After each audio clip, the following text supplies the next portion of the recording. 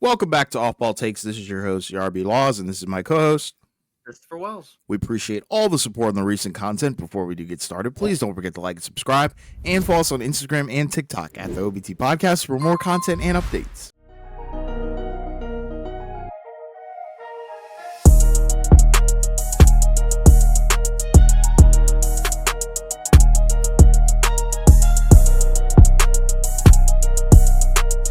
Yeah, so we're still going through the NBA season, and we actually had, I think, a pretty good weekend of hoops. Honestly, I think Saturday, you had a number of, not even just basketball. Obviously, just a lot of great sports events in general. Obviously, this is a basketball podcast, so we won't necessarily be going over all those other situations here.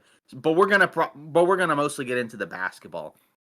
And you had a few events that kind of stuck out to me, right, over the course of this weekend. So you had, for example, the game between the Knicks and the Timberwolves. I know we didn't talk about it in the last podcast, and that was, I guess on Thursday or whatever. So that kind of kicks it off. But um, you kind of look at it from the perspective of it's Karl Anthony Towns' return to Minnesota, right? Because he hadn't played for any other team up until this Knicks team prior to that, other than Minnesota. And these two teams obviously they made the two trades with each other, sending Randall to and DiVincenzo to the Wolves, Towns going to the Knicks, and the Knicks just destroyed Minnesota. I mean, the first half it was close, and then Minnesota just went on this horrendous, you know, drought in terms of they just could not score at all, and the Knicks were just carving them up pretty much every which way. I mean, Towns had a 30-20 game, 32 points on just 12 shots, 5 of 5 from three. Mikal Bridges, right, has been playing significantly better basketball, since the early portion of the season, right, where he was pretty much getting maligned every night for his play on both ends of the floor. And then obviously Josh Hart didn't play in this game. Achua started, but just in general, the Knicks have looked to me progressively better since they did early on in the season. Right, I think you kind of look at their defense, and it's gotten above the 20s now. Right, now it's kind of in the lower teens, which again you don't expect them to be an elite defensive team, but and we know they can be better, obviously, because they still have Mitchell Robinson out.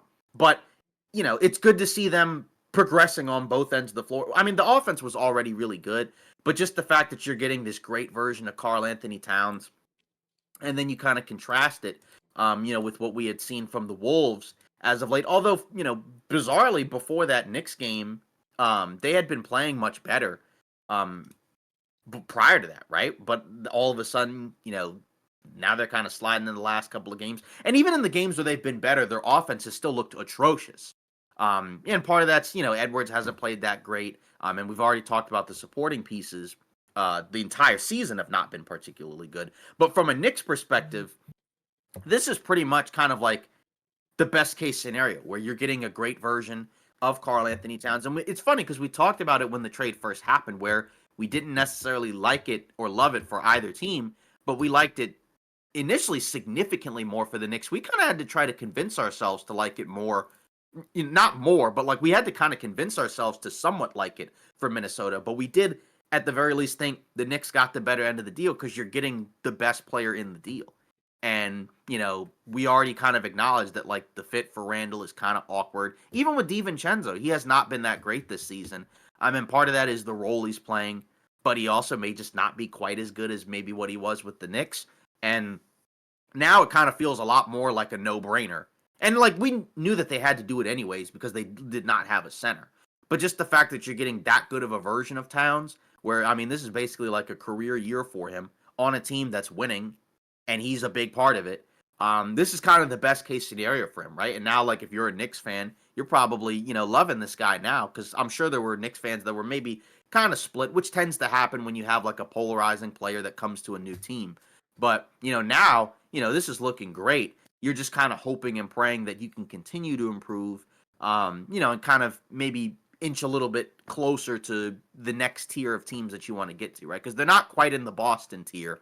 Obviously, I think that's kind of the cream of the crop in the East. We'll see if they can get to the Cleveland tier because Cleveland's record obviously is amazing. That they have the best record in the NBA still, but they look better to me than they did earlier in the season, and that's kind of what we talked about, where it was like, it was an ugly game in that first loss to Boston, but you can't really base it off of just one game. You do have to give it time, and you do have to kind of see, how this works, right? And, pretty much, as of late, I mean, they're looking a lot better. And I think, again, Towns has been a big part of how they've played. I mean, in the last 10 games, they're, third in defensive rating. Obviously, a smaller-ish sample size, but either way, it's a stark contrast to what they were doing early on in the season. And like I mentioned with their defensive rating now, they've gotten up to 13th. So, their offensive rating is down to 2, but down to 2 is still really good. So if you're talking about top 3 on offense, and now you're an above average defensive team that could potentially get better, now you're kind of cooking with gas. And I think now you're starting to see the benefits of the deal pay off.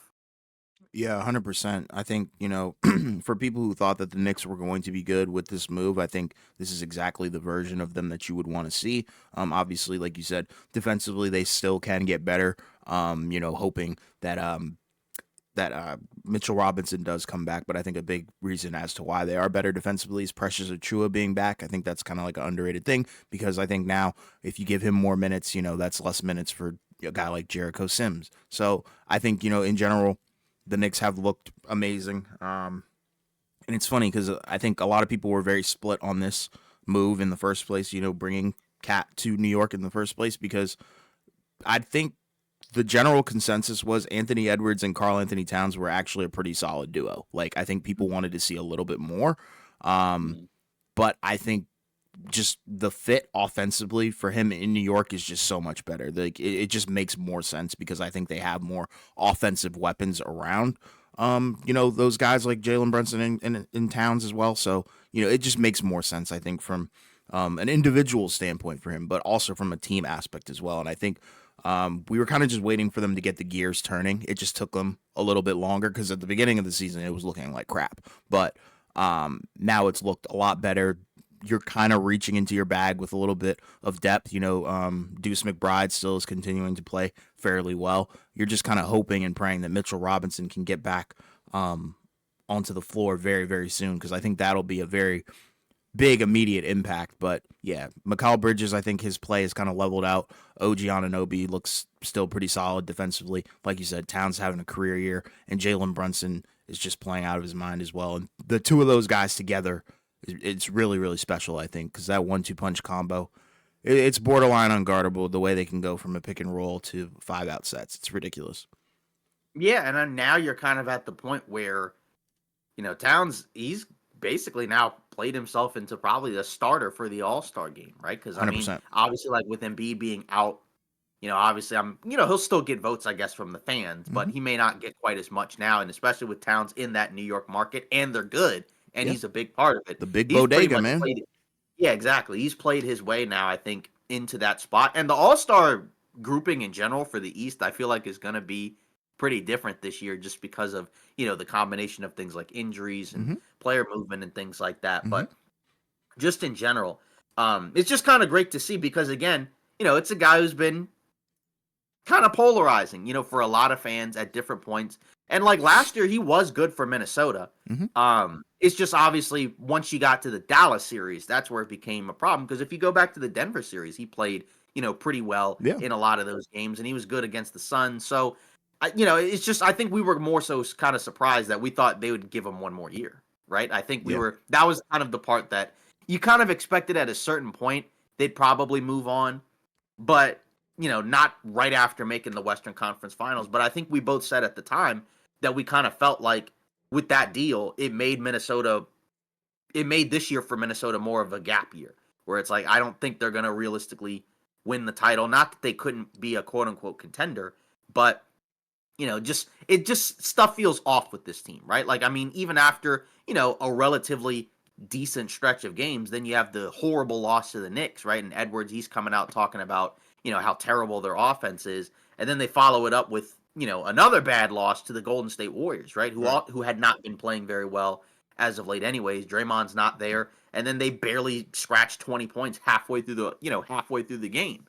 They're getting booed in the first half, so from a Minnesota perspective, it's tough because the pieces that you got. And it's not like Randall's been bad, but it definitely changes their identity in terms of what they can realistically do as a team, right? It definitely makes them more ISO heavy than they were before. And then as we talked about, like the other surrounding pieces haven't been that great because like Conley has not been that good this season, right? Where it feels like, he's getting closer and closer to that ending point, Hmm. right? Not saying that he's completely washed, but he's kind of looking like it this season where he's Yeah. just not been, as impactful as he was, Yep. last year, which again, like, you look at his age, right? And I mean, he's what, 37? So yeah, he's 37.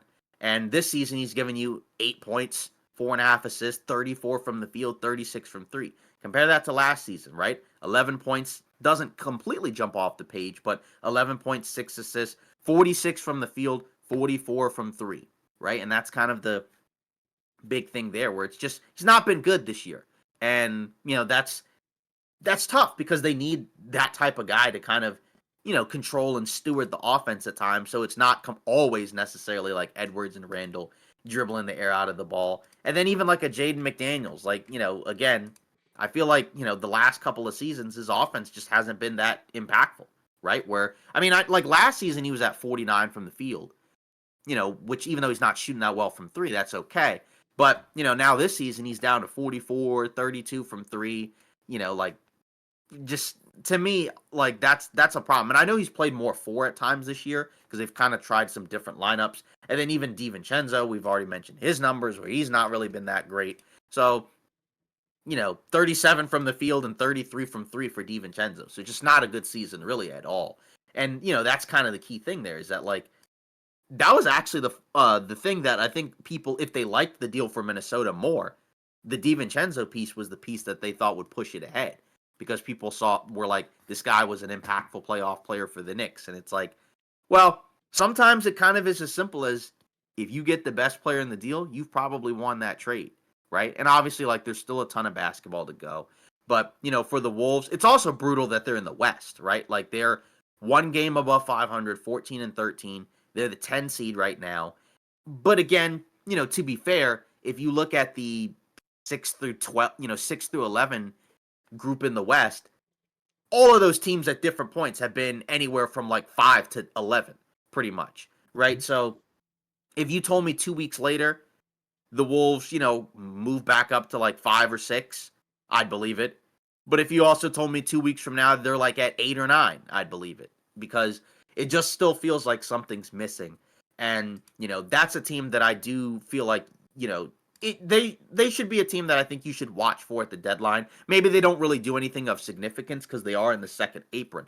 But I do kind of wonder, do they even do like something small? Because it just feels like this year they just probably don't have it because I feel like at this point in the season, even if you didn't completely buy into the Wolves, we know at this point in the season they were playing, pretty well, right? Like they were basically, a top 3 seed pretty much the entire year, Hmm. right? Like last season they were 56 and 26, right? They're now 14 and 13 basically through, 27 games. Last season around this time, I mean they were doing a lot better, right? So I mean that's the tough part for the Minnesota Timberwolves is it definitely feels like this season, they've taken a step back. But I think we kind of expected that unfortunately, right? Like I think we expected them to be worse, but not worse where like they're like kind of struggling to even be like top 5. Like maybe you might have thought, okay, they're not going to be quite as good, postseason wise. But I think regular season wise, you still kind of assumed and hoped that they'd be capable of winning, X amount of games. So that's it's tough. So I don't know, but like looking at their record, actually, basically around this point from last season, they were like 22-6. So Yeah. that's way better, and that's indicative of like this team clearly is not as good as last season's team. And I don't really know what can really turn it around aside from hope and pray that you can get better performances out of some of these guys. Yeah, I just don't think they wanted to pay Towns. I think that's probably what it came down to. They just didn't want to have to end up going into an extension and, having all that drama and stuff like that. So I think that's what happened. And, you kind of summed it up a little bit with the whole gap year. You know, last year, I think they figured out that they know Anthony Edwards can and most likely will be that guy. going forward. And, they're probably just going to continue to shop and look for, another guy to bring in. Julius Randle, I think, is the test guy. He hasn't been horrible offensively, but I think defensively he just doesn't fit in like how Towns did because, they're very different in terms of the size and what they do bring to the table defensively. I think you like maybe Out like, there, what'd you say now? there's clips out there, Oh and yeah, it's they're bad. Yeah, it's bad. Like he seems like completely lost, but I think it was probably better for Towns to be paired with a guy like Gobert because I think it kind of made them both look a little bit better than probably what they actually are defensively. But now it kind of looks rough for Julius Randle on the defensive end. Like you said, Jaden McDaniels, I think he might be one of the more overrated players in the league at this point right now because I think, we can value his defense for sure because I think he has one of the toughest assignments, guarding the best player on every other team night in, night out. But, offensively, if you can't really bring anything to the table in this modern NBA, I think, that kind of puts you in a category that I'm not super high on you as much. And then their lack of depth, it kind of continues. Like, earlier in the season, we talked about it. DiVincenzo was not playing good, and that was my pick to be sixth man of the year, and I don't think that's going to happen. Nas Reed has been okay. You're just not really getting a whole lot of help. The Dillingham, Terrence Shannon Jr., they don't play a lot. I think Alexander Walker's been pretty solid, but outside of that, I haven't really been impressed with their depth at all. So, no. we kind of know that I think they're willing to kind of sacrifice this year in order to figure some things out, probably in the offseason. Yeah, and that's the tough part is that, breaking up a core that went to the conference finals. And like I said, I think we knew at a certain point it was going to happen because of the financial complications, but I think we thought that they would give it another year. Yeah. And but, they didn't do that. So Yeah. that's the tough part. Um and like I said, I don't think there's an easy fix. Like I said, some of it is hopefully some guys play better, but whatever the best version of this team is, I still don't think is necessarily good enough, to realistically contend for the title. Like maybe they can still be good, but I don't see it with this year's team personally, in my opinion. And maybe like we're writing them, and I'm not like completely writing them off. I'm just saying like I'm writing them off in terms of like I don't think they're gonna contend for the title. Like Yeah, they can I still agree. be a playoff team, but Yeah, they will be. I don't. Yeah, but I don't think they'll be a championship level team this season. Yeah, I Not agree. without something changing, I and I don't agree. know what that is. Yeah, I don't because I don't think they move on from Randall. I don't think they move on from Gobert. It's just too tough to do. I think by the deadline. Yeah. Um, and then, you kind of move into a couple other situations going on.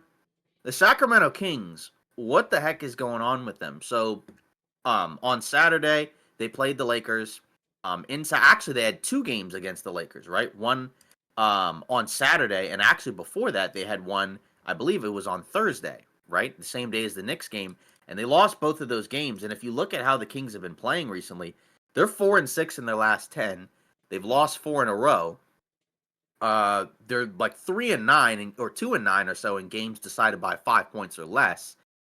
And now you're starting to get these stories coming from the Athletic about De'Aaron Fox, and his agent Rich Paul talking to the Sacramento Kings about, kind of like reading the room is as what the article described, and basically kind of setting up a scenario where it's possible that if things continue to kind of go sideways, maybe he's not a King for that much longer.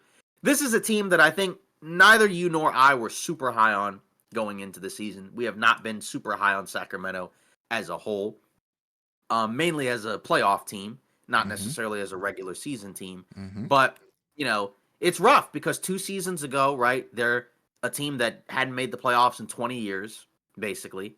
They make the playoffs, go the distance, but ultimately come up short in a game seven against the Warriors, which very few people expected them to win that series. So to take it all the way to seven is still impressive. And then now they're possibly on the verge, again, still a decent amount of time left, but they're now on the verge of possibly missing the playoffs in back-to-back seasons because unlike the other teams that I've mentioned that are in that 5 to 11 range, right? The Kings are 12th. Unlike those other teams, they are now below 500 and they are 4 games under 500. The team right above them, the Phoenix Suns, who have also been struggling as of late, they're still a game above 500. But, what do you do with this Kings team? Because, again, as a Laker fan, I watched them in the last couple of games. And, thanks Sacramento for helping the Lakers look significantly better recently. But I don't know what's going on with him because, like, in this last game against the Pacers, I mean, it was a tie game at halftime, and then they basically lose the game by 30. DeRozan has 2 points. And it's just starting to kind of feel like that maybe it just wasn't a great signing. And I know he's not really been bad on the season. It's just, it always felt like a strange fit where it's a talent upgrade, but it wasn't necessarily what you needed. And now you watch them, and now like even though like their offense has been much better, and part of that's because they're starting Malik Monk, right? Because before he was kind of coming off the bench, but the team just doesn't feel the same as the Kings team from a couple seasons ago. I know, to be fair, they've also been banged up a little more because 2 seasons ago they pretty much had little to no injuries when they made the playoffs, and they've had more this season. But even when you look at, say, the threes, right? They're 23rd in 3 point in threes, right? They're 23rd in percentages, and it just doesn't, it's not the same. And because that was a huge part of their offense, a couple seasons ago when they had, the Cinderella playoff run, Hmm. right? Like, I mean, they were a top 10 team in terms of 3 point shooting, but now they're in the bottom stretch, and that's not as much of a shocker given who they added, but it's still kind of disappointing because it just seemed, it feels like now it may have just been one of those 2K type signings where, in 2K it works because you're just adding a better player, but in the real world it may not work as well. And, I don't really, again, kind of like with the Timberwolves, I don't really know what the answer is for them. I know there's been rumors that have swirled around about them chasing after other guys, but is that realistically actually going to help them? Right. I think they should have taken more of like a Dallas approach in, getting kind of not like strength in numbers, but just bolster up, the depth and get guys that really do fit with De'Aaron Fox and Sabonis. Because I think those are kind of some underrated like plug and play guys. They can really do it all, if you want me to be honest. But, kind of adding in another one of those guys, I think was somewhat of a lateral. And I think we kind of expressed that when the signing first happened, where it's like, yeah, you'd probably like to have DeMar DeRozan over a guy like Harrison Barnes, but at the end of the day, I think they could have gotten more talent, definitely in a larger quantity. I think for sure, and definitely help them with their bench because I think another issue is their bench. It's not really doing a whole lot, and Kevin Herter not having a great season and having a down season. Keon Ellis not really, playing like he did last year. I think that hurts. So I think you probably would have liked to have gotten some more talent to help you out coming off the bench, or maybe somebody else in the starting lineup. But there's just kind of multiple things going wrong with that team. Keegan Murray's not playing well either. Right. So it's kind of like a culmination of everything, and I feel like they just messed up by switching their entire identity from that high volume 3 point shooting team to now this, where it's a bunch of isolation and prayers. Yeah. And yeah, because like you think about it, and it's like Fox and Sabonis are not amazing 3 point shooters, but the personnel around them made sense, right? Because again, you Yep. had Herter, you had Barnes, right? You had Murray, you had Monk coming off the bench, Yep. even a guy like a Trey Lyles, and like you said, now it's just kind of it's more samey now, right? Where like now DeRozan, and I'm not saying he's the same exact player, but it's just the areas of the floor that he operates are kind of similar. And Mm-hmm. there's and again, like to be fair, there's value sometimes in doing things like that. Like say the Celtics, right? They've overloaded their team, Mm-hmm. with a bunch of really good 3 point shooters, but it's also threes, right? And we know like in the modern NBA now, like you have to take a certain amount of threes and make them at a certain amount if you want to realistically win. I know Yep. there's been lots of conversations about, the overuse of the 3 point shot. And like, yeah, if it's a bunch of guys that aren't good shooters, then you don't want that. But if you want to win at the highest level, you kind of do. And that's the part where I think, like you said, they did mess up and they should have probably opted more to, if you're going to, and especially like if you're going to go after stars, maybe you might have opted to go after a guy that actually was a better fit. Like, I'm not saying that they had to do this, but maybe you could have traded for a guy like a Levine as opposed to going after like a DeRozan. And I don't Agreed. know like what they would have had to have given up, but Agreed. just in general, like just you already have Fox and Sabonis, so and so like in theory, you want to kind of put them with guys that can kind of do some of the other things. And again, there are always conversations like that about like whether or not you do a lot of the same, or do you get complementary, or do you get kind of an overload or redundancy? Because like sometimes that can be a bad thing. It just kind of depends. Like say Yeah, like with Luca and Kyrie, right? Like you're not going to pair them to enough. You're not going to have a third guy who's an offensive minded player who's not a great defender, right? Like you're gonna that when they got guys like P.J. Washington and Daniel Gafford, and Najee Marshall and Grimes and other guys like that. Well, now that's made them significantly better. yeah, Now they don't have a Luca on the team, right? Because Fox and Sabonis are good, but they're not quite as good, as say like a Luca. But they are very good players. So that's kind of the tough part there. But I don't know. Like at this point, I don't really know. Like I said, what the answer is. It's just kind of disappointing because this was a team that like I said, seemed like a good upstart team, and now they've gone backwards for two straight seasons. Like they've because like even last season they didn't make the playoffs, but they were still 46-36, so they still finished 10 games above 500. And again, there's still plenty of time left, but now you're starting to fall behind everybody else. And, because again, the next team above you is still above 500. We'll see how long that lasts. But just in general, it's not been a good year for the Kings. And I don't know. Like, just the Fox thing, if they continue to lose, it's going to get louder. And I'm not saying they're going to trade him or that he's going to ask for a trade. It's just not what you want to see. And they're definitely not playing like, they're not playing like in a way that makes you feel good, right? Because like sure. they've looked bad in a number of these games, right? Like even on the offensive end, like against the Lakers, I mean the Lakers pretty much shut them down. I mean in these games, and like obviously like they've been better defensively, and we can talk about them, if you want. But just in general, not good basketball from them as of late. I mean they've even, and I forgot to mention the part that's the worst aspect of it is where they've really struggled is at home. They're 6-11 at home, they're 7-6 on the road. So like they're not great on the road, but we know like in the West because all the records are kind of scrunched together, most of these teams are probably going to be at their best at home. But from their perspective, they're terrible there.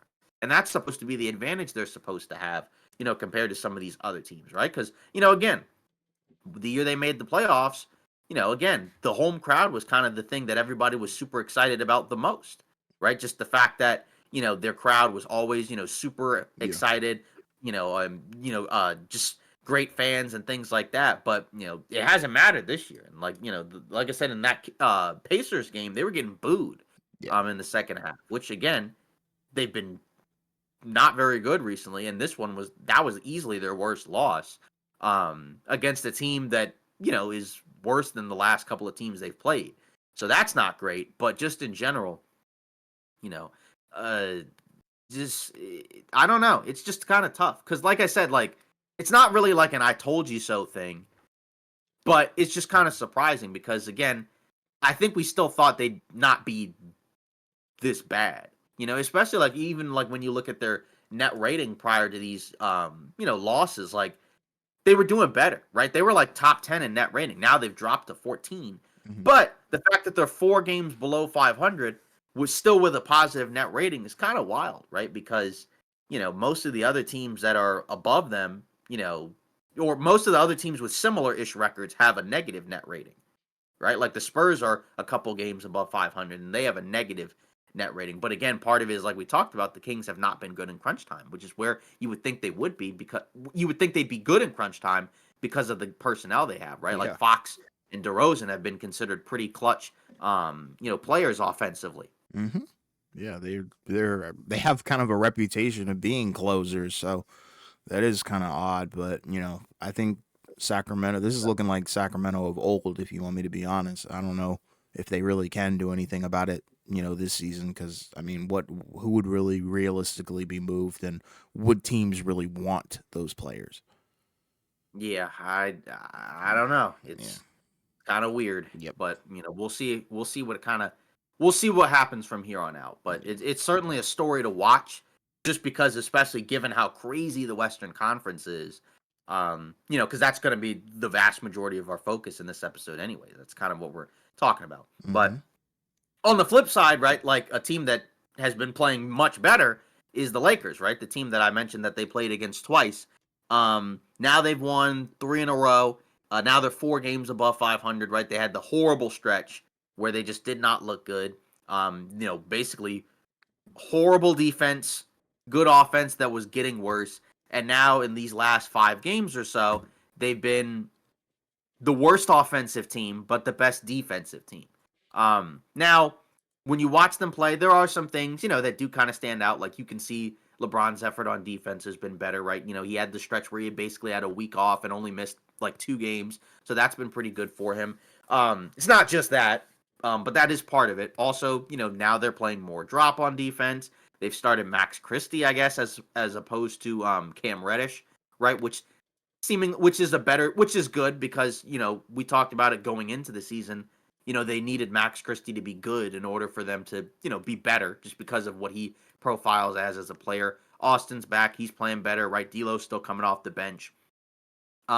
Again, can they find some type of medium where you can be, not horrible, where you can be not horrible on one end and, good on the other end? Can you find a happy medium? Probably not with the personnel they have, but I think at the very least, it's a good sign that you see them playing better defense also against good teams. And they also don't switch as much anymore. That's another big part because I don't know why they were doing that in the first place because you shouldn't really do that if you don't have good defensive personnel. And then doing it in general is kind of, many people have talked about it, right? Like sometimes can kind of lead to sort of laissez-faire type of basketball where you're just like, oh, I don't have to try that hard because, I'll get because my guy will switch for me or whatever. But just in general, for them, I'm sure morale wise, chemistry wise, it's good for them that they've been able to win these recent games and actually, show a pulse on the defensive end because of the fact that, you're just kind of watching them play and you're like, okay, I know they don't have that many good defenders, but should they really be one of the 3 worst defensive teams in the league? That doesn't really seem like that makes a whole lot of sense. But at least now it's been looking better. Yeah. I think, with the Lakers, it's funny because I think with the personnel that they have, you're going to have stretches like this. I think you're going to have stretches where they look so good on one end of the floor, and then, maybe a few weeks from now, they're going to be bad on the other end. So it's like, I think that's just how the ebb and flow is going to work. Just looking at the roster and who is, getting the majority of these bulk minutes and what the rotation looks like. So, that's interesting. I do expect them to do a lot at the deadline, regardless of, how they are playing. I think they do need to shake some things up, but it's good that they are at least trying new and different things because I think it would be bad if you had, this lackluster personnel, but you still were kind of sticking with the same guys who weren't really getting it done. So I guess, in theory, like you said, inserting a guy like Max Christie into the starting lineup could definitely help because I think, fresh legs, a new face in the lineup would definitely help, in my opinion. I think, morale wise and stuff like that. But yeah, I mean, like they there's so many players on this team that are very niche. I feel like we already know Cam Reddish is great on defense, but that's about it. So it's like I feel like you need more well-rounded guys or even more specialists, but better specialists, if that makes sense. I don't know if I'm really making sense here, but Yeah, you no, know, I get what you're saying. I think overall you do have to be impressed, with their their small win streak and how they've looked in the recent games because at the end of the day you play who's in front of you. People are saying the Kings are a mid team, which they are, but I think Yeah, but I even Memphis, they were able to kind of handle. I exactly. mean, for that game, they were handling them. Exactly. And I feel better if a team is winning games than dropping games against, Right. lackluster squads. So you do I think have to tip your hat to the Lakers because they were struggling before this recent stretch. So, Yeah. they do We were look talking better. about it. Yeah, I don't think like, it makes them contenders by any means. It doesn't make them like, an amazing squad, but I think you do feel better about their potential chances going into the postseason.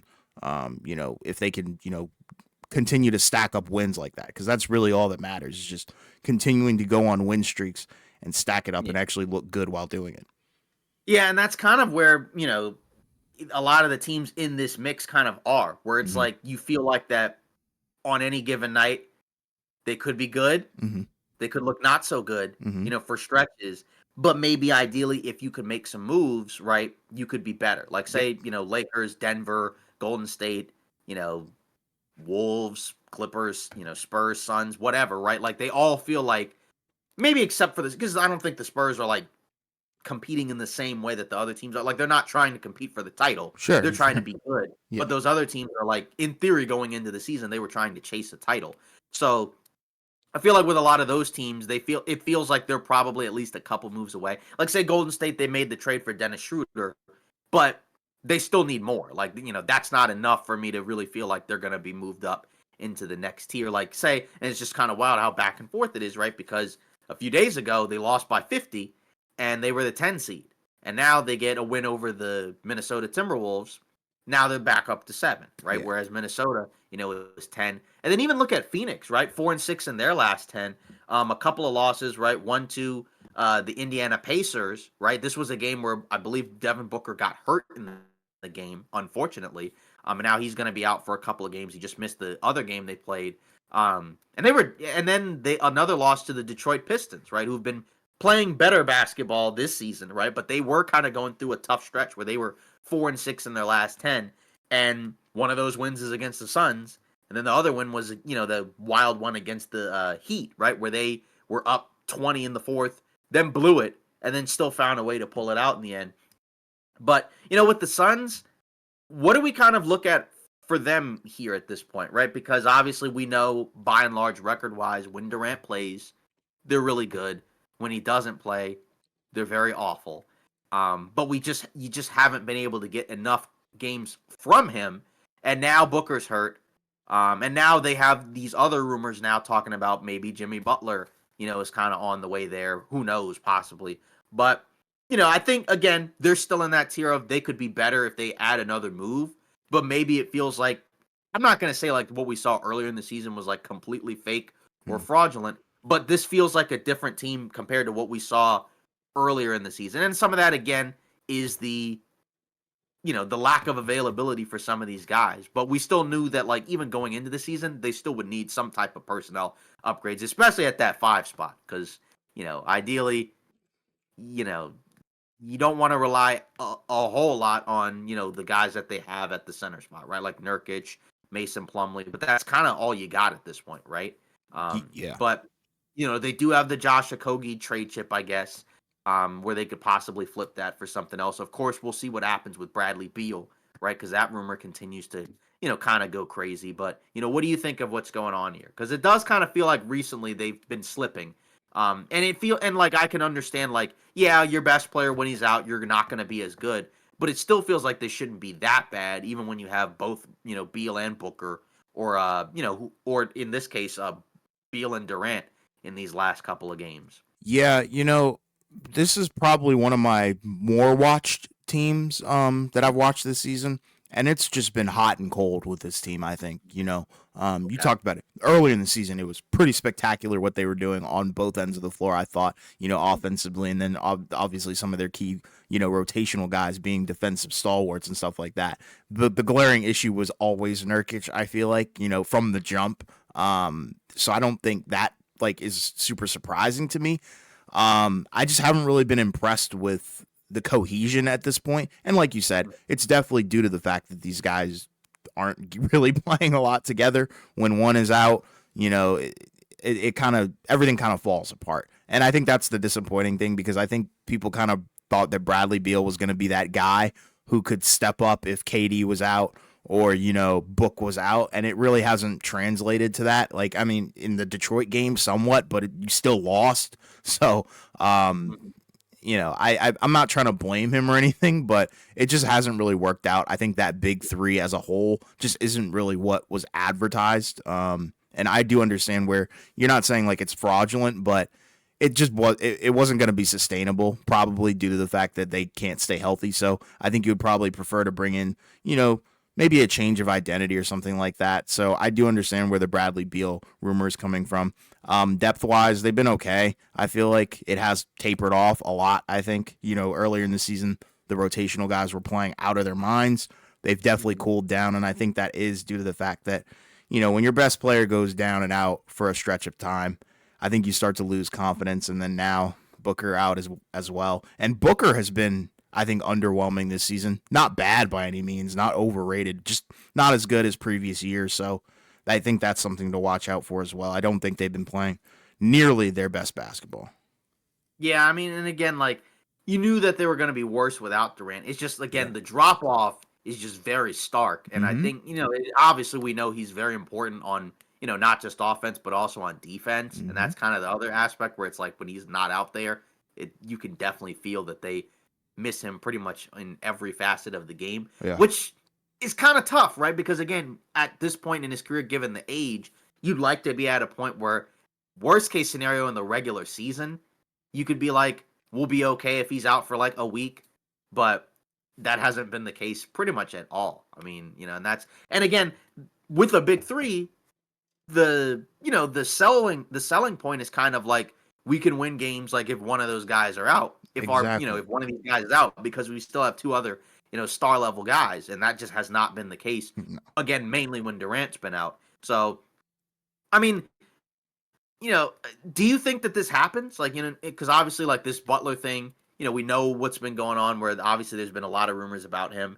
The Heat, after initially kind of playing well, now they've had kind of a string of some bad losses. I know Butler has been out for a couple of games because he's been sick. They had a horrific loss to the Orlando Magic, who lost Mo Wagner in that game, right, where they were up like 20 points or whatever in the fourth quarter, Yeah. Yeah. and then like where, it's one of those games where like you click on it and you see a big lead in the fourth and you're like, okay, this game's probably over. You switch it and then you go back, or you're watching another game and then you see the score at the bottom right corner and you're like, whoa, now the record's completely, or score is completely flipped. Yeah. So, you know, does he get traded to Phoenix? Is this ultimately what happens? Could it be Golden State? Does he not even get moved at all? Because this has been like kind of a wacky scenario at this point. Well, with the Phoenix one, I'm mainly going to touch on that one because I think that the other ones are kind of just completely up in the air.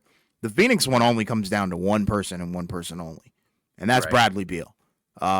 His trade clause or no trade clause is the big question. Is he willing to, waive that and go to Miami? Is it going to be a 3-team deal? What goes on there? That would be my number one question because I think Mhm. I wouldn't be opposed to that.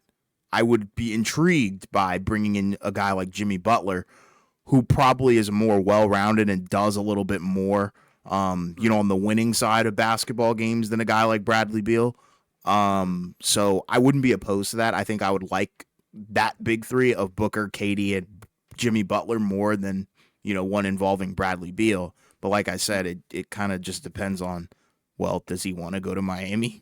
I don't Right. know. I don't know how he would feel about that. Granted, it's kind of like a lateral of a situation, I guess, in terms of record at this point in the season. I think you probably would feel better being the third option and having less pressure, but he's catching a lot of heat from a lot of no pun intended, a lot of heat from Phoenix Suns fans. So Yeah. yeah, I don't know. It's tough, but with the Golden State thing, I mean, he could go there. Jimmy Butler could go there, but at the same time, does Golden State really have the pieces that Miami would want for a guy like Jimmy Butler and his caliber?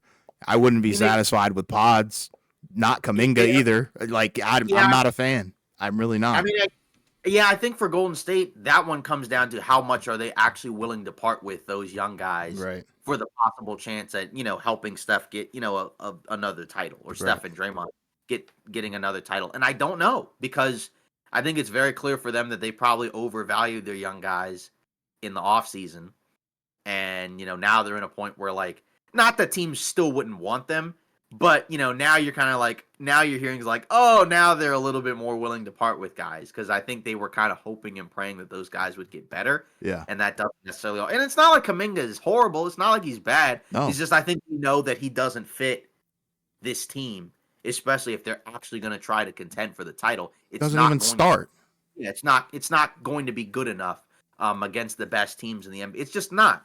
Um, Especially at this point, again, like Steph was great against Minnesota, and like the Memphis game, that's like a one time, Yeah. It like happens. worst game of his career. Like, it can happen to anybody. Yes. It's just obviously an acknowledgement of like he needs a little bit more support at this point in his career in order to get through the regular season and the playoffs, right? Like, once you get to the playoffs, you can put the ball in his hands over the course of a 7-game series and let him cook. But it's a little bit harder to do that in an 82-game regular season because it's so long. There's so many games. Everybody, some of these other super athletic young teams are playing at, ridiculous paces and whatnot. And it's just a little bit much to kind of expect, Golden State to like be able to regular seasons wins wise, like match teams like Oklahoma City or Memphis or Dallas, teams that are led by just kind of like a younger crop of guys. Not Yeah. that, not that they'd have a 0% chance in the playoffs. It's just tough because again, you know, like I said, any of those teams from 5 to 10 could all realistically be in the play in by the end of the season. And it's just very difficult to be in the play in and, win the title. Like in the West, because there's not as huge of a gap between these teams, right? Like it's more feasible, it's more doable. Like Dallas was the 5th seed Hmm. last year, right? The Lakers were the 7th seed in the conference finals. Hmm. But to actually get out of there and then also win the title against presumably a team like the Boston Celtics, that might be a very tall task. And like I said, all those teams are kind of in a tier where they probably need to do something. And that's kind of why you've heard so much activity from those teams. That's why you've heard the idea of like Lakers exploring, guys like Valanciunas or, whomever else you want to add to the mix, right? That's why you hear Denver exploring Levine or Golden State exploring Butler. The Clippers, you don't really hear a whole lot about because I think you're kind of just like, can Kawhi come back? And that's kind of your big acquisition. Yeah. Um, Right. but that's why for a lot of these other teams you're kind of hearing a lot of that because I think you're kind of approaching it from the angle of you know we're not quite we're not quite there at the top, but are we completely out of it? Like how many moves away are we? And it depends on how willing are those front offices and ownerships going to be in terms of making those moves. Because like I said, the Schroeder one is a zero cost move. They didn't cost him anything except Yeah. for what 2 second round picks. Yeah. But Dennis Schroeder on his own isn't going to be enough for the Warriors to be Ooh. able to contend for the title. They No. they still And it need more. never was. Yeah, just like say if you're, the Lakers, right? Like let's say you couldn't just be like, "All right, we traded for Valanciunas, we're good to go." Like Right. no, No. you No. couldn't, No. that wouldn't be realistic. That's, No. that's not enough to, to be able to, do that, right? Like maybe it gets you closer depending on your how you feel about him, but it's not enough to realistically probably like move up to the next tier, Yeah. right? And like, if you look up top of the Western Conference, right? The only team in that top 4 that maybe you're not as high on in the playoffs is probably Houston, right? Because they don't have, that superstar-ish type guy, right? Whereas Oklahoma City, Memphis, Dallas, and the discourse on Oklahoma City recently has been interesting too, right? Where now you're kind of starting to hear a lot of people kind of, it's starting to get louder about like, well, is this team really as good as people were saying? Did people crown them too early? But and that could be and that's also probably partly why you're hearing so many of these teams be active. But talk is one thing, but the actual actions are another. So I'm curious to see how many of these teams will actually do something by the time we get to the deadline. Like I said, all of them will be active, but there's only so many pieces to go around. So somebody's going to end up being left holding the bag, and whoever that is going to be in a very difficult spot. Yeah. The rumors are starting to pile up, and I think that's a good thing because I think we need some action and something to happen. You know. Yeah. Um Now we're gonna get into some of these news and rumors, essentially, right? Yeah. Obviously, there was a big one I guess that happened today as before we got on to record. Alex Caruso, he's agreed with the Oklahoma City Thunder to a 4-year, $81 million contract extension. This was something that was reported at the time when they first traded for him. That the thought process was, we're trading for this guy. And we're gonna give him a long-term deal because we want him to be, part of our core, right? I mean, obviously he doesn't start, but he's still a guy that plays a decent amount. If you look at his stats, offensively pretty underwhelming, right? Like mainly from a shooting perspective, right? He's shooting like 27% from 3 right after, last year, he had a great, he shot 40% from 3. And the Oklahoma City Thunder as a whole have not been that good of a three-point shooting team this year. So that's kind of something to think about and kind of wonder because it's going to probably need to be a little bit better, ideally.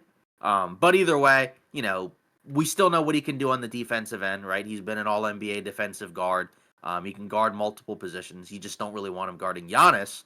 But, just in general, this one, to me is kind of a no-brainer. I know there are people saying that like it's an overpay, but I mean, again, if you're Oklahoma City, realistically, again, you're not getting people to come to this team unless you offer them money. Like Hartenstein's not coming to the Oklahoma City Thunder unless you give him the contract they gave him. Otherwise, Yep. you probably would have gone back to the New York Knicks. Yep. Um, but just in general, like this is good. Like, because this is what you want to do if you're Oklahoma City, where, but I'm just kind of curious long term because now you're starting to get into, this situation where now they're starting to pay some of these guys.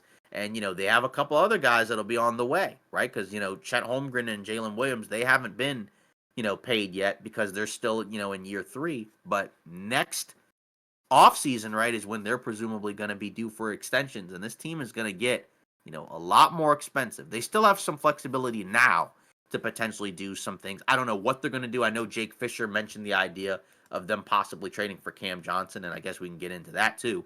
But Caruso extension, what do you think? Great. I love it. And I know people, like you said, people have been very critical of his offense, but my defense would be, well, we didn't bring him there for that. You brought him there for his defense, to be honest. And I think he's done that and more on the defensive end. I think he's been doing his job pretty well.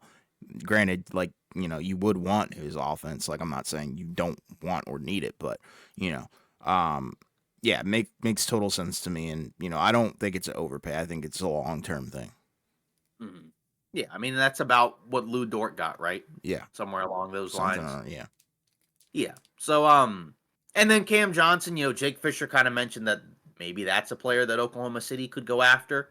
What do you think of that? Like is that a player that you think makes sense for Oklahoma City? I mean, I guess, they haven't been that great at three-point shooting, so you could make the case that they need a three-point shooter, maybe move a couple of those lower-ish tier guys, you know, to elsewhere and then bring in a guy like, a Cam Johnson who, is just probably a better player than some of those other guys. Yeah, I think that's a great move because I think if you want me to be honest, their forward depth isn't amazing. So why not go out there and get a guy who's pretty much automatic from beyond the arc, and that'll remedy a little bit of the issues that you're having. Because they play a lot of guards at the 3 and really at the wing position. So I would be curious, who they're going to give up, but I think it would be well worth it if you bring a guy like that in.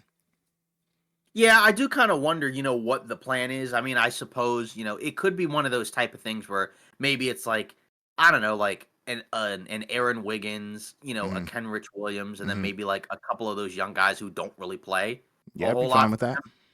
Yeah, something like that. Maybe I'm not really sure, but that's probably what it's gonna have to be because there's just because again, like you're not moving any of the core guys Right. realistically, so you're kind of looking at a deal where you're probably gonna move some of those guys, like you said, that are the forward type players that they have that aren't as good, Yep. and then you kind of just consolidate that for a Cam Johnson, right? Right. Like it could be like Aaron Wiggins, Kenrich Williams, Usman Jang. You move those guys for like a Cam Johnson, and then there you go. And for Oklahoma City, right? You know, their their situation is a little bit more flexible because they don't have like a ton of crazy contracts on that team. Like obviously like they're over the cap, but they're not in a ridiculous spot where it's very difficult to make a trade, right? Yeah. Like they're not in a situation where like you bring in a few $1 million and you're hard capped. Like they have the flexibility to do something, but just not to the same degree as maybe before. So Sure. if that was there, and that could be like the surprise team, right? Because people have brought up other teams, that have been interested in him, and the Oklahoma City one hadn't really been brought up until recently. But that's a guy where I think like if they could get him, that would be a good deal. I think. Yeah, that would be perfect. Um, then kind of moving on into some other rumors. Uh, it looks like the Bulls don't want Zeke Naji. So, obviously, we talked about the Zach Levine, possibly the Denver deal. And again, like this could just be negotiations and things like that. But we know, like, from the aspect of Denver, if you want to get, a star level guy, it's going to have to be probably Michael Porter Jr. plus like a Zeke Naji. And that's pretty much it. It mentioned like getting Levine and Torrey Craig. So I guess, that could be like, your wing guy and then Levine's your other scorer. But just in general, kind of interesting. But I think with Najee, right, he's on a long term deal. So that could be part of it. Maybe the Bulls don't want that. Maybe they just don't like him. I don't know. But again, small thing, but it just continues to tie into the idea that like Denver is clearly looking to make some type of moves, right? Like, and they lost right at the buzzer to the Portland Trailblazers, right? Anthony Simons with one of the easiest game winners I think you'll ever see. They just picked up a win against the New Orleans Pelicans, right, in overtime. That one was dangerously looking like a loss. Trey Murphy gets hurt, and then they're able to, kind of pick up. Jokic was not playing well in the first half, but again, they're in that same tier like we talked about with all these other teams where they're going to have to do something because what they have right now is not enough. Yeah, I mean, going back to the rumor, Zeke Naji, I mean, he's not even really, I don't think he's that sought after. So I understand why, Chicago would not really want him at all. So I am curious, if that impedes the deal. If that's the reason why the deal doesn't get done, that's freaking hilarious. But, regardless, like you said, Denver, I think, is desperate. I think they're a little bit more desperate than I think some of the other teams that we talked about today. Um, just because I think of their expectations and what they really want to accomplish at the end of the day and who they have on their team. Like, there's no excuse for you to be, middle of the pack when you have Jokic on your squad. So, they definitely need to do something. I feel like it's going to sting if you do have to end up giving up Michael Porter Jr. Yeah. Would you say that they're closer than maybe the other teams? I mean, I guess technically record wise they are because they're the 5 seed, but would you say like they're probably closer? Like if they could make a move, they'd be closer than the teams below them. Yeah, that's what I was kind of hinting at with the whole desperation thing. I wasn't saying like they're in like the deepest hole that they need to climb out of. No, I think if they get that move, it kind of pushes them a tier up. I believe. Hmm. Yeah. And then moving on, another Mark Stein rumor: Wizards eager to trade Kuz, right? So Me too. before it was kind of from the perspective of we're not dealing them without X, Y, and Z, but now I think it's again some of these prices are probably going to drop. And yeah, like I mean that makes perfect sense because you don't really need him on this roster. No, And again he's not had like a great season, but it's no. also like not a very good team. He's also been hurt, I think. So that's kind of another factor, as well. I mean, wherever he goes, I think you're kind of hoping he's gonna play better than what he's playing like right now this season. But, as a Wizards fan, do you I'm assuming you want him traded. I guess the question is, do you actually think he will get moved at a certain point? Yeah, I think he'll get moved. If you want me to be honest, I think as good of a mentor I think he's been to a lot of the young guys on the team. I think he takes a lot away from their development. If you want me to be honest, because there was a stretch where a lot of the young guys were kind of balling out, and that was when he wasn't on the court because of the injuries that he had. And then he comes back, the shot volumes go down for guys like Bilal Coulibaly. Then you probably don't feel as good about the team and where the young guys are. And I think he probably just needs to be moved on from. I think I would be more comfortable with giving Keyshawn George and Bilal Coulibaly more minutes amongst themselves, and maybe like Kispert or something like that. I don't know. Then have Kuzma kind of swallow up some of those minutes. And I'm not saying like they're useless minutes, but if you Right. watch the games, it's just not that good. If you want me to be honest, so I think he'll be moved. I think they should take anything and everything that they can possibly get. I don't want them to like stand firm on like 2 first-round picks or like 1 first-round pick. Like if he's gone, he's gone. Like we really just need to take any deal that makes sense. For the timeline. So if there even Yeah. is one. And a team that's been mentioned as a possible suitor is the Sacramento Kings. They also mentioned Jeremy Grant, John Collins, and Jonas Valanciunas. I don't know if you're, as a Wizards fan, I don't know if you want what the Kings are selling, depending on what they're giving you. But of those players, which one do you think would make the most sense for the Sacramento Kings? Because I mean, they're all kind of in a similar-ish tier, right? They all have pros and cons to them. You have a couple of guys who are more like wings, and then a couple of guys who are basically more like bigs. So, Sure. I guess, what do you think? I mean, I think Kuzma probably makes the most sense. He gives you, well, not this season, but previously he would give you, pretty solid 3-point shooting. He could do a lot with the ball in his hands. He can also pass as well, so that would be kind of cool. Jeremy Grant, I mean, similar, I guess, but I don't really like that for Sacramento, and I don't really like Valanciunas for Sacramento either. I guess from a depth perspective, that would help. I definitely Okay. wouldn't want him to start, but I think the one Right. that kind of makes sense, and I feel like they've had their eyes on Kuzma for like 2 years straight, and just Yeah. nothing has happened. Um, but yeah, I think Kuzma makes the most sense for them. Yeah. What about John Collins? That's kind of an interesting name where, he's in Utah.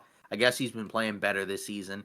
It would be kind of weird because I guess it'd be like another double big scenario, right? I Yeah. guess with him and Sabonis.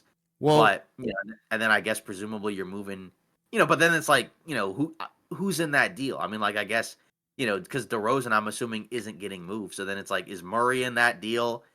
Or if he's not, is he moving to the bench? Is like Collins coming off the bench? Like, what do you think? I mean, I think John Collins would be intriguing because I think he's played exponentially better than Kyle Kuzma efficiency wise this Mhm. season. So and I think he does bring a lot to the table. He's kind of rehabbed his value a little bit from the past couple of years. So I think that would be pretty sweet. But like you said, it depends on who you're giving up and what does, Utah want in return. We know they're pretty steep in terms of, their asking prices and stuff like that.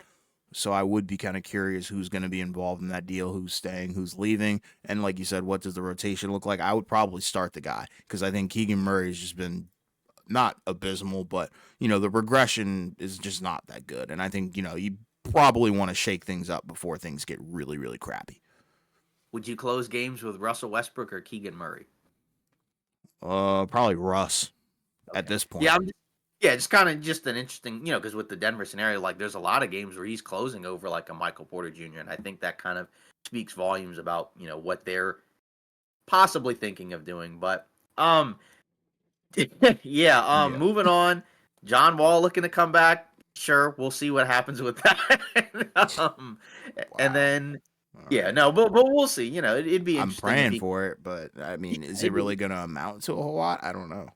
Yeah, and then last but not least, there's some more New Orleans noise, right? In terms of some updates coming on or coming out from there, right?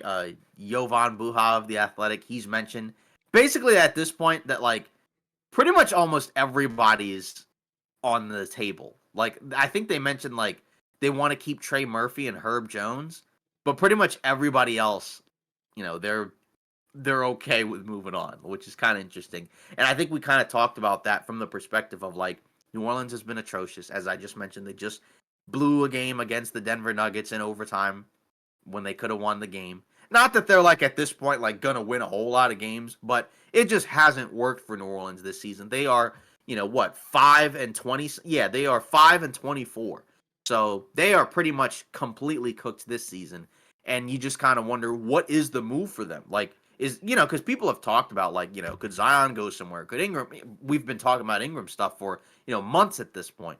But, are we at the point now where we kind of expect at least one of these guys to get moved in a way that maybe we might not have thought before? Yeah, drop the nuke, blow it up, in my opinion. I'm not saying like, I'm not saying like get rid of DeJounte Murray and all everybody else you kind of just brought in, but I think Mhm. one of those guys needs to go in Yeah, terms of Zion or Ingram. yeah. They also mentioned McCollum.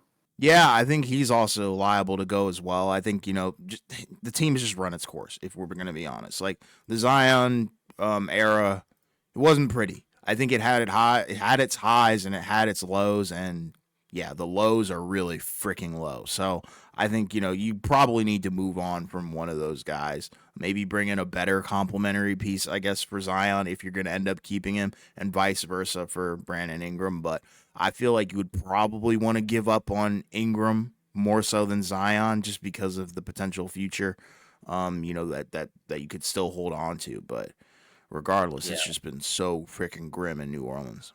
The Ingram piece really comes down to are you paying him or not? Because if the answer is no, then you got to trade him. Yep. If the answer is yes, then you keep him. But he would have presumably already have been re-signed to a new deal Right. if they were going to keep him. Yeah. So it's feeling like more and more they're probably like I can't imagine they would just let him just walk because there's not very many teams with cap space. So I feel like at some point he's gonna get moved, but like where? Because we've talked I about it. don't Like know. find me a team that makes sense for Brandon Ingram. It's very difficult. I know Yeah. maybe like at a certain point, some teams that were like, no way. Maybe they'll kind of talk themselves into it. maybe the asking price is lower. I don't know, but just yeah, like New Orleans at a certain point is going to have to kind of decide, like, does it even make sense to keep rolling with this? Especially because again, they've kind of continued to rack up, young players, but you're just not going to be able to keep all of them anyway. So you're kind of have to. This is kind of the last hurrah where I think now you're going to have to fully decide which guys you're committing to and which guys you should probably move on from. McCollum is definitely the first one I would look at because of the age and the contract and where this team is at. Like, I'm not immediately saying, like, like the first person, that's the first person you should take the calls on and kind of figure out what's the interest level. Well, other than Ingram, right? And then Zion. Yeah, I think that makes sense. Well, that's pretty much it for today's episode of Off Ball Takes. Again, let us know your thoughts in the comments about, all the things that we've talked about so far through this podcast. We're getting into the end of the year, obviously. Not the end of the season, but the end of 2024, right? We're getting closer and closer to that halfway mark of the NBA season, right? Most of these teams now are kind of closing in on that 30 game mark. So, basically give it a few more weeks and, we'll be right around the halfway point. So, obviously, this NBA season's been heating up. And the trade deadline, right, will be coming in a couple of months, right? Actually, really less than that. So obviously, we'll continue to talk about that. We'll obviously update you if things change. And you'll hear it first on this podcast, hopefully, but probably not. But don't forget to leave a comment, like, and subscribe. If you leave a comment, we'll read it at the beginning of the next episode, and we'll see you next time.